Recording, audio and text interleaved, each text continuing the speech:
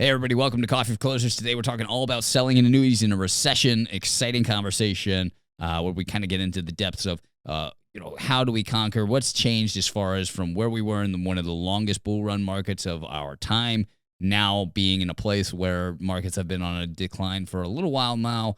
And whether you believe we're in a full-blown recession or you think it's going to get worse, the talking points have changed on talking with clients and how to fund these annuities. We talk about that, all that and more here on today's episode of Coffee Closers. Hope you enjoy.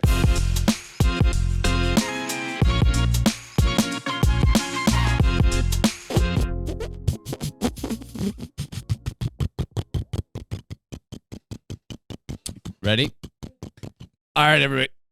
Sorry, I was running a diesel. I know. All right, everybody. Welcome to Coffee for Closers. Alex and Rick here. Talking all about selling insurance in a recession. And we're kind of laughing about this one because it's a good topic. Definitely something of the day. Yeah. Although, I don't know, some people may agree or disagree whether we're actually in a recession or not. I think it's pretty undeniable at this point. But whatever. We're in a recession and things have changed as far as the talking points go. I think for the last, decade or so, At least 3 years. The last decade or so. Such an odd statement to say. But at least 3 years, it's been very like, hey, cash out. The chips are great. You've been at the table for long enough, cashing out. It's close to retirement. It's time to take some chips off the table and really just, preserve the principal that you've earned or play with house money now. And now it's kind of turned the tide of like, oh, crap, people just lost a ton of money. Yeah. It's a hard argument where you're telling somebody, hey, we should start pulling some of this money out and put it into safety when you keep making 15 and 30% returns every year. But in the same right, it's just seems almost as hard to sit down with somebody and say, hey, take some money out. You just lost 30% on that money, right? Yep. But again, it becomes this shift in argument where before you may have been talking with that prospect and saying, okay, well, look, you're up 30%. The problem is maybe we should have had a recession years ago. Yeah. But we haven't. And so we know this is going to happen unless, you almost kind of get the guy or gal into a space where it's like, do you think we will experience a recession again? And the overwhelming majority of folks would say yes, absolutely. We're going to experience a recession at some point. It's like, if that's the case, wouldn't it be wise to start the process of cashing stuff out of the exposed assets, right? Like, we've made a lot of money. Do you agree? Yes. Would you have been happy over the last decade getting 30% return on your entire asset class? Yes, right? Or doubling your money over the last 10 years, right? Or more. Yes. Okay. Then potentially we should solidify some of those gains. Ride with house money for a little while or put a plan together to start doing that. Then start to, put ourselves in a position where we do have a strong amount of gains that we've made over our lifetime and set ourselves up for that eventual recession to not be worried about it. Yep. And we can dollar cost average a little bit, So now the conversation's changed from that to what it is today of, hey, we've lost 16 to 18% in the S&P. I told you so. Yeah, I told you so. Send those emails out. I said it. I said it. Be the Michael Burry of your clients, right? I said it was going to happen. It happened. I'm right, No. It hasn't changed exactly to that, but it is kind of that tone of like the same kind of stuff we experienced if you were in the business back in 2008. It's like, okay, well, 2008, people remember it was probably the last great annuity sales world of our lifetime. People were all looking for safety and scared endlessly about the prospect of staying in the market any longer, just the uncertainty of what was going to happen. And look how big these banks are, and they're going belly up. And if I'm just this lowly, small-time investor, I'm certainly going to be exposed, blah, blah, blah, or the banks aren't, And then, too big to fail kind of happened, and the bailout happened, and it kind of worked. And there might be some people that disagree with that, but generally worked, saved, and started to accumulate over the last 12 years, really set us up for a really long run of security through writing checks, printing money.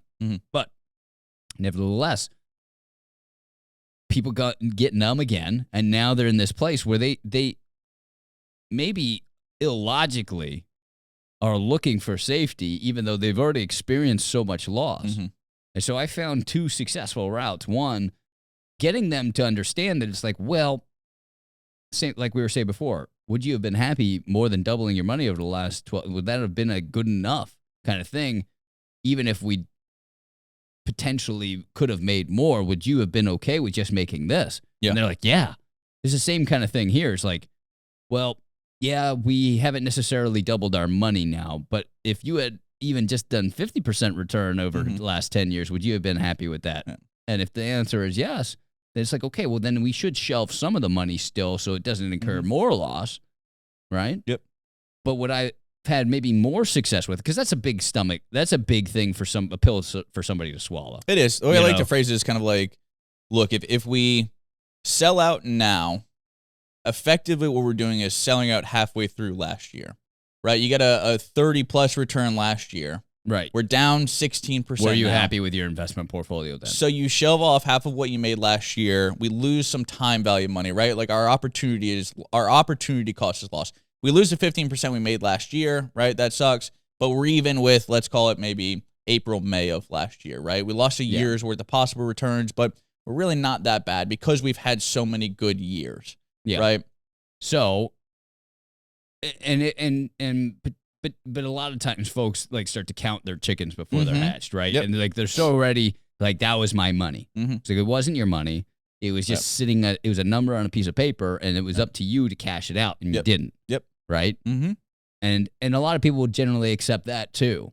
But they just can't get beyond the fact that it's like, well, if they just print more money tomorrow and it gets all fixed, I'm going to be shooting myself. You know, I'm going to be kicking myself for not doing it. And that's what this world has created for us as producers is a place where you're unsure of a strike of a pen, legislative risk. They could just come out with trillions of dollars. And they could just write something tomorrow and it might fix it. But here's where you've got a friend in this whole pitch is they really can't do too much of it more because of the costs of inflation on it. It's like we're in a place where inflation's bad and we've got a declining economy. We've got this stagflation risk going on, and potentially they can't really write too much more and it get through Congress. Right.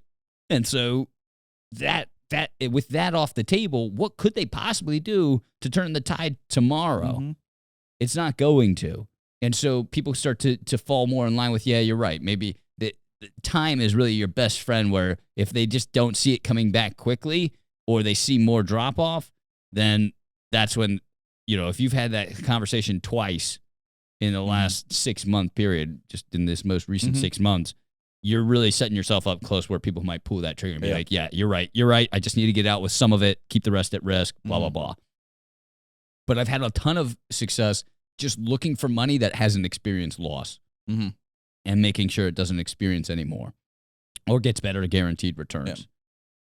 So like a lot of the stuff we talked about in the Fed stuff, going after G and F fund money, people's bond portfolios have lost a little bit, but not a ton. Comparatively. Right? Comparatively. And comparing their bond portfolios to, say, the returns they were getting with with S&P 500 or market exposed assets, whatever it might be, and saying, hey, we could get similar type results over the last 10 period that you experienced in your markets versus, with the downside protection greater even than this here bond portfolio you're holding, right? Safe money alternative strategy.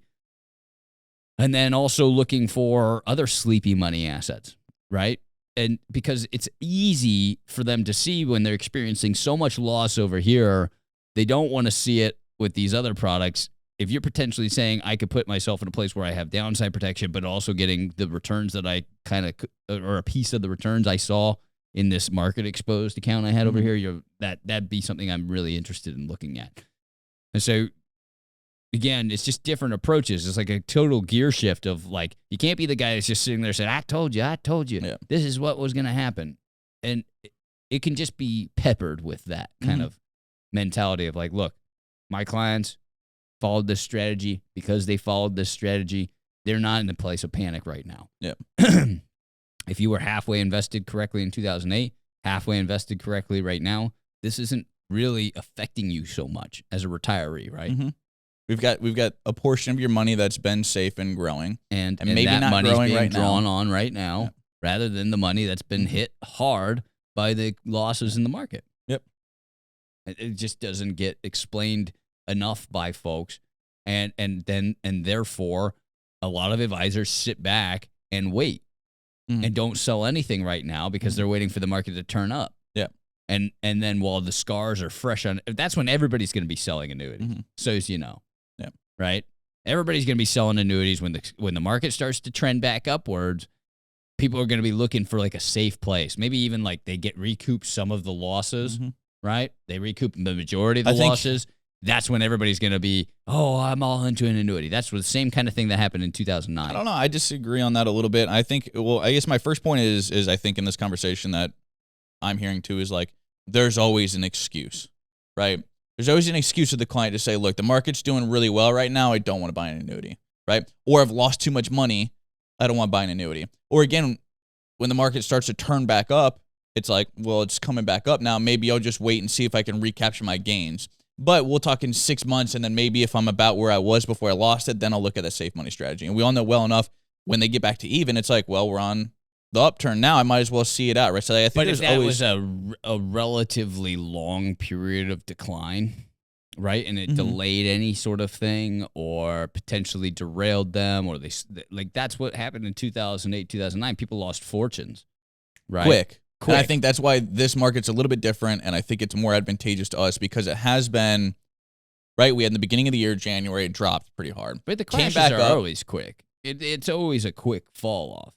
This one hasn't been as comparatively, though, right? No, now, the question this one is we hasn't truly at a bottom, right? So I think this is why we're in a better place in 2008 because there's a very fair, like, we went down 37% pretty darn quick.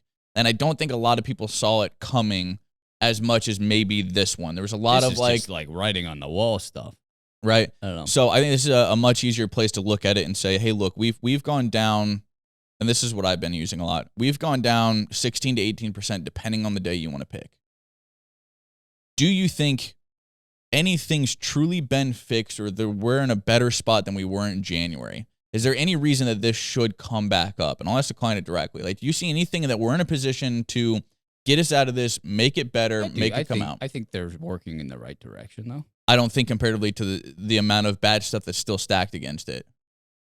I think there's a hard and much larger probability that we're going to continue to go down farther. I'm saying there's only one lever they can really pull, and they're pulling it. Yep. They're just pulling it maybe less aggressively than they need to. Is it enough to stop it, though, right? Is it enough to turn the ship around? Well, yeah, you raised that sucker too much, and people aren't going to be employed anymore. So stalls growth altogether. Concept is, I think this is a great point now to look at and say, hey, do we cut our losses and walk? Do we see it through and hold and wait? And do you have that time for that? Well, that's the question, right? Is like, do you have the time? But let's say it's somebody down the road a little bit more, right? They from retirement, right? Yep. They're let's say they're 60, but just I'll wait till 70 to retire, right? Like I'm not really 10-year event horizon. Yeah, 10-year horizon before they're willing to walk, and they're getting their ducks in a row.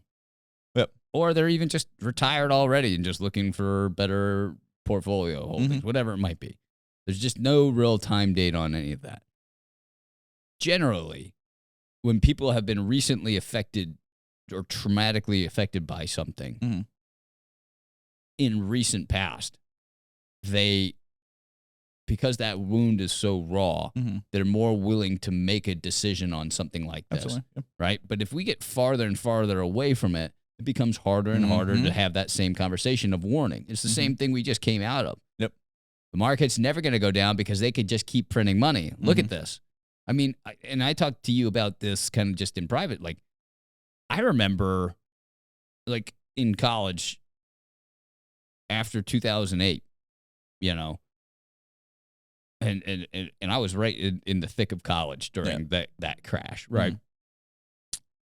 They were starting to have conversations when I left, when I graduated, that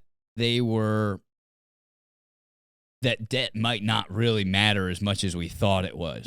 Like economists, teachers, and again, you can have your thoughts on higher education and teachers and whatever.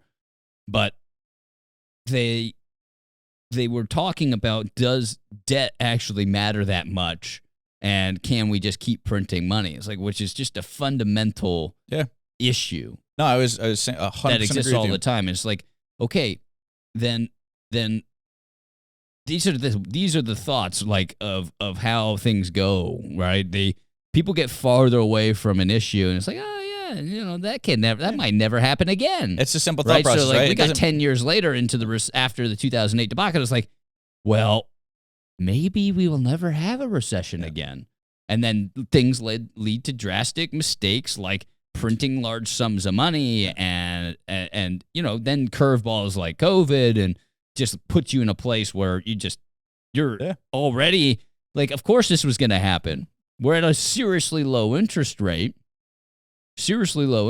and then you print a ton of money and flood the market with new money, right? And you give it right into the hands of the consumer, and they spend it carelessly on whatever, things that might not come back into more jobs or more growth or whatever, although if you go macro it off, it should. But again, it puts it in a place where you've also got restricted supply because of supply chain issues. And now you've got all of this. You've got nowhere to go with the interest rate, right? But up. Except for up. Yeah. And so now you have to raise interest rates at a time when you really kind of, you really want to lower interest rates because the market's is starting to decline. Well, I think that's part of the perspective too. Jerome Powell is like, look, if we don't if we don't raise interest rates now while things are still going somewhat well, we're going to have no tools when it comes to the point where it starts doing poorly. If we're in a then you're raising interest rates while we're already in a depression, which is, I think, similar to 2008, right? We had very low interest rates, and the only way we could really do it because our interest rates were so low was to just print the money and make it. But again. So yes, that's true. But even then, back then, there was no inflation issue. Yeah, agree. Right? Agree. Yeah. So it was fine to print money. Yep. But now they don't have the ability to really because print we've money. been printing money for the past 2 years to 10 fix years, the issue. man. We've been printing money. We printed a ton of money back in 2008, and then we printed money at every issue that came for the rest of the last decade and a half. Anyway, so way off base here, but again, it's changed the mindset of like, okay, look, people get far enough from those scars, they start to think like that they're in some new world. Right? And we went so long without any sort of issue, and they're now in a place where it's like, yeah, I do think you'll have success with conversation one where you could talk to somebody and potentially just talk them out of, hey, look, it's not too late. It's going to get worse. Do you think it's going to get worse? If so, then let's get some money off the table. The thing is you got to sell the features of potential upside with an FIA if you're going to say, yeah, let's get some more off so we don't lose too much. Oh, yeah, you're committed to this for 10 years, right? It's like, well, 10 years, man, that's a lot of time. What if things start getting better? I'm going to want to get back in the action. It's like, okay, well, here's why you don't need to get back in the action. Or here's how we can get back in the action with a little bit more control on the downside. All the lending yourself for like new, better like just master planning. Like maybe not all, but a portion, whatever. It's just you shifted the conversation to 180, right? But it can't be an I told you so. It can't just be like, oh, I told you so and it's time to do it, because then you're just sitting there like, yeah, you're right, you did. Nothing I can do about it now. And now it's, I'm just getting a call because you want to say I told you so. And I think you have an excellent point too. If you have somebody that's got a longer event horizon, right? Maybe you're a money manager, you're doing asset planning still for people, right? Then I think there's still, like you said, a very fair point to look at some of the safer money already in people's portfolios, like the bond, strategies, like some of maybe those S&P aristocrat or dividend focused strategies, right? Where we weren't really looking for growth. We're looking for, safer returns and maybe some dividends or kind of income strategy, looking at that money and saying, hey, look, this stuff isn't performing that well either. Obviously the big, classic ones like AT&T, P&G, 3M, like those companies are getting hit too. It's a recession. They're more stable and haven't taken as much of a hit as maybe Snapchat or Tesla have, but looking at those funds and saying, hey, maybe why don't we put this money into something like an FIA for the longer event horizon, right? Maybe stop the small bleeding that's going on there. We haven't taken too much of a loss. Let's shore it up, try to get, when the market does come back, a return on here, blah, blah, blah. In general, it just doesn't feel like it's shifted too much for me personally. because the conversation was always a master plan. Like retirement planning Yep. is much different than wealth planning. Mm-hmm. It's like I'm not sitting here trying to plan for you to get the best return possible. Mm-hmm. I'm trying to make sure you've got money to spend the rest of your life and accomplish any goals you have in retirement, including that of passing money to a loved one Mm-hmm. or and certainly not limited to anything either. Yep. If you have goals, like that's the mission. And Mhm. so, yeah, an annuity is just a tool that's necessary, and I feel, in my personal belief, in the majority of retirements, Mhm. right, is a necessary tool, and even more so in the world of folks that have no pension offered by their Yeah, employer, absolutely. right? So I don't care if we're in a recession or not. Mm-hmm. That might skew which bucket I take the money from, but you still need to fund an annuity. Yeah, does not change the need for a vehicle. Right. So Yeah. so it just doesn't change too much, just the talking points of getting them over the thought of, yeah, I lost some money in this bucket. Is like, yeah, that stinks. Doesn't change the fact that you need this annuity. Don't you agree? Mhm. And the way our sales process is set up, it gets them to agree that, yeah, I need this annuity. Yep. Right? Or I need this safe growth. It's a piece of a foundation of a good retirement plan. Yeah, I'm going to have to fund it with money that took us somewhat of a loss. All the more reason for me to be in a product that's protected against loss, that gives me better upside potential, and all the more reason for me to get a little more aggressive now that I have a solid foundation of loss protection, to get more aggressive with the money that I do have exposed to the assets, so that it can, recoup some of the losses potentially. Yep. Unless I got somebody that's super aggressive already, Mhm. and it's like just having to kind of come to Jesus with this person, like, Yeah. what the heck were you thinking? Yeah. Yeah. Anyway, that's it. We could talk probably for hours. Yeah, I feel like we got a hours. little off topic anyway, but whatever. It's a good conversation to be Both had. of our passion and fun conversations we enjoy to talk about. Yeah. So, anyway, if you have any more questions about it, or you want us to do like a part D to this, Yeah. feel free to let us Some know. of the products or thought processes we'd use to use over the objections, or once you Sure. get the objections. Yeah. It's let us still know. objection related too, and situationally related, but at least these are kind of the general ideas. Things have shifted a tiny bit in the talking points, but not in the concept itself. Yeah. So anyway, thanks for joining us for Coffee Closers. If you like today's episode, go ahead and give us a like. If you're not already subscribed, feel free to do so. It does help. And of course, we love to see comments in the comments section. We'll see you right here next time on Coffee Closers. Take care.